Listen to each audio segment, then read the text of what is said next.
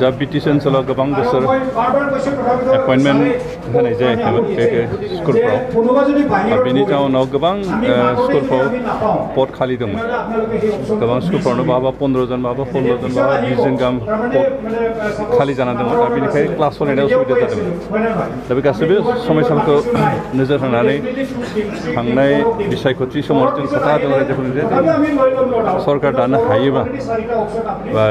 फोरोंगिरिफोरनि खालिफोरखौ सुफुंगोन आरो लोगोसे सोलोंथाइनि मानदण्ड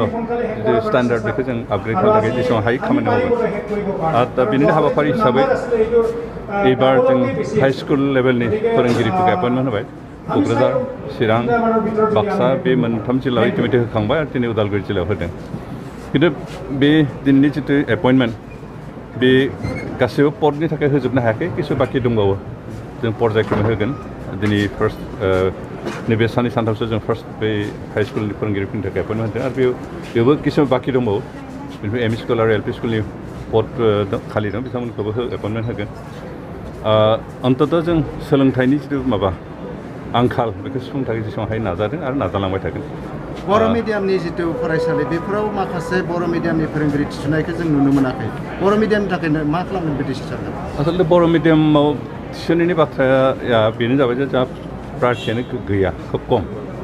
जिखिनि सिलेक्टेड जाते इन्टारभिउआव जायफोर क्वालिफाइड जादों बिथांमोनखौ होदों खिन्थु जोंहा क्वालिफाइड माबानो खमखामोन फोरोंगिरिफ्रा टेट पास होनायानो जिखिनि पास जादों बिथांमोनखौ होदों दा हयथ' दा प्रयजन जायोबा नेक्स्ट टेट लाबोनो गोनां जानो हागौ बेखौ जों लागोन आरो बर' मिडियामनि जिखिनि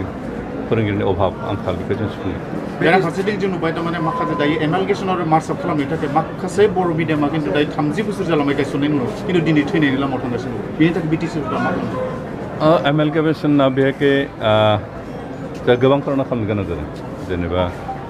सलुसन होदों आरो लोगोसे BTC सरकार बिथांखौ फेलिसिटेट खालामगोन दासिमहालागै डेट फिक्स खालामथ'वाखै खिन्थु खालामगोन बिसायख'थिनि थाखाय मोनबेसे बिसायख'थियाव BTC बिसायख'थियाथ' दासिमहालागै फोसाव जाथ'वाखै बेनिखायनो बिसायख'थिनि बाथ्राखौ बुंथ'ला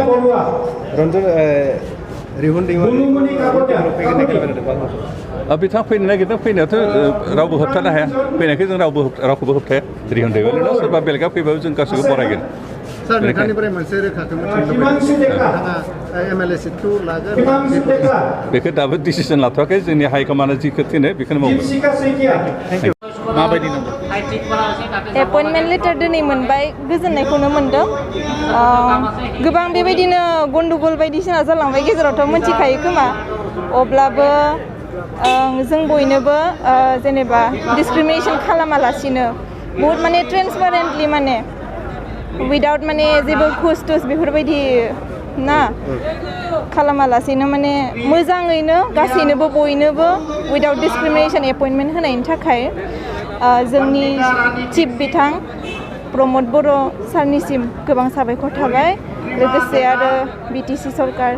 एजुकेशननि आरो जेसेबांखिनि मिनिस्टारफोर दङ बा बेबायदि अफिसनि बा जोंनि लिडार्सफोर बयनिसिमबो साबायखर थाबाय